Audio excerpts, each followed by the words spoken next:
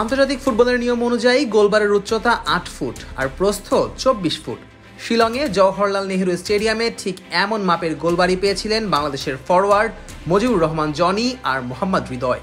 তবে 27 থেকে 28 ইঞ্চি পরিধির একটা বলকে ওই বিশাল জায়গায় রাখা হয়নি তাদের।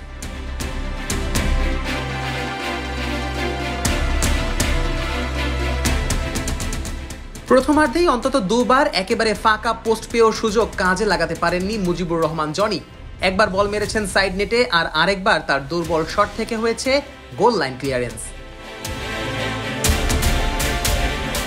বাংলাদেশ বনাম ভারত AFC বাছাই পর্বের ম্যাচে তাই বাংলাদেশকে 90 মিনিটের ম্যাচ থেকে সন্তুষ্ট থাকতে হয়েছে কেবলমাত্র 1 পয়েন্ট নিয়ে।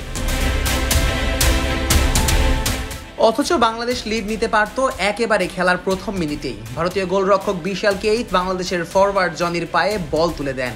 জনি একেবারে ফাঁকা পোস্ট পেয়েও সাইড জালে শট নেন।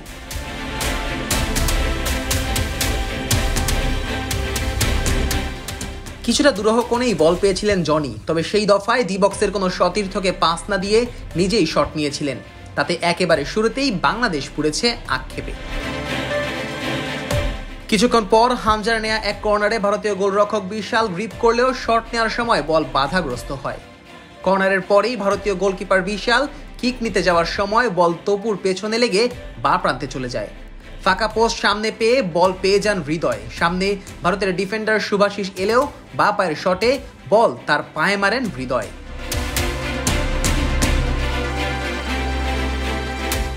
একেবারে ফাঁকায় বল পেলেও সেবার গোল করতে পারেননি হৃদয়। দুর্বল শট গোল লাইন থেকেই ক্লিয়ার করে দিয়েছে ভারত। 41 মিনিটে গোলরক্ষককে একা পেয়েও বল জালে জড়াতে পারেননি জনি।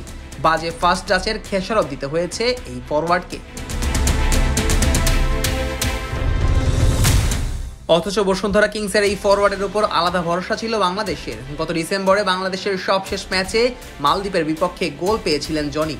যদিও ভারতের বিপক্ষে হাই ভোল্টেজ ম্যাচেই দলকে তিনি করেছেন হতাশ। তবে এত অপ্রাপ্তির ভিড়েও বাংলাদেশের সমর্থকদের চোখ জুড়িয়েছে হামজা চৌধুরীর কল্যাণে। তপু বর্মন মাঠ ছাড়ার পর হামজাই হয়ে উঠেছেন দলের অলিখিত অধিনায়ক। দলকে উজ্জীবিত করেছেন, সঙ্গে ছিল ডিফেন্সিভ মাস্টার ক্লাসও। Nazmus Sakib, on field.